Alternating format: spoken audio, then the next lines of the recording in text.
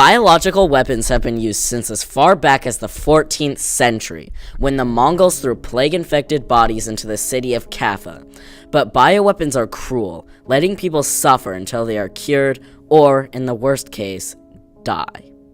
Smallpox is a disease that takes up to 2 weeks to kill you, all while you are in extreme agony and pain. But smallpox has been used many times as a weapon in war. Smallpox is a highly contagious disease that is caused by the variola virus. It was one of the most devastating diseases, killing around 500 million people before its eradication in March of 1980. Smallpox is believed to have originated in 10,000 BCE, when humans were beginning to enter agricultural stages in northeastern Africa. Experts believe that smallpox spread to India through Egyptian merchants.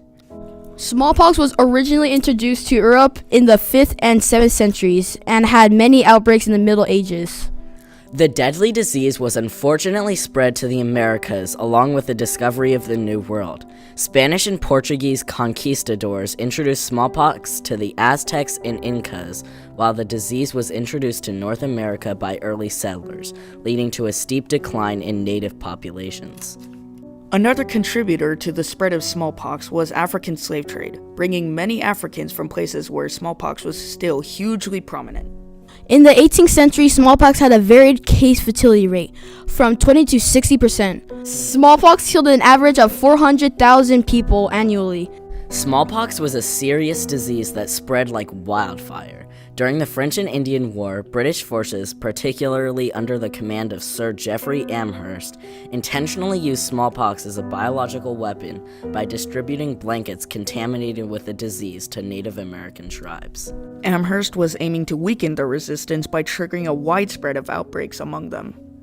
This practice is considered a notorious example of biological warfare in history. Smallpox killed an estimated hundreds of thousands of Native Americans. In the Revolutionary War, there was a British general who was named Sir William Howe. Howe gave a very large portion of smallpox-infected blankets to Native Americans. An estimated amount of 3 million Indians were killed by the smallpox before the end of the Revolutionary War.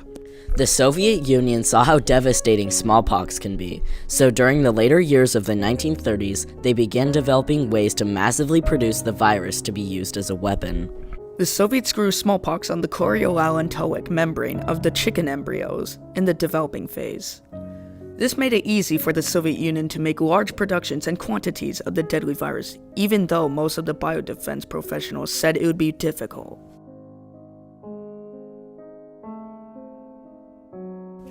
The Soviet Union continued this culture for more than 30 years. During that time frame, they perfected their techniques for higher efficiency and quantity.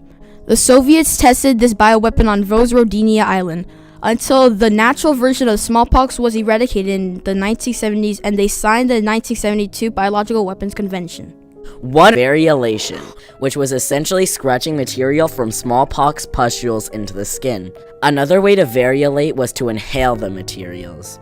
Unfortunately, variolation usually had bad results, often causing local outbreaks.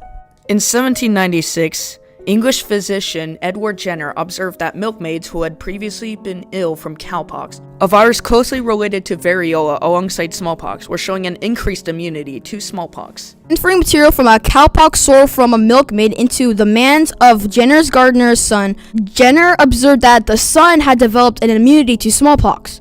The discovery led to the development of the first vaccine against smallpox. The World Health Organization began planning efforts to eradicate smallpox in 1959, but the campaign fell short due to a lack of resources, funding, and global commitment. Monitoring and containment strategies were of the utmost importance to the eradication of smallpox. Constant supervision allowed public health workers to identify smallpox cases early, isolate and interview patients, identify people who had been exposed as well as their close contacts, notify them of their exposure, and surveil their health.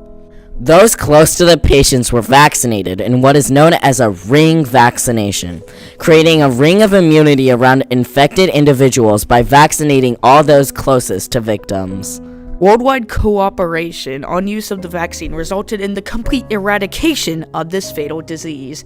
The last case of smallpox on record was in Somalia of October of 1977. And the last fatal case was in England on September 11th, 1978.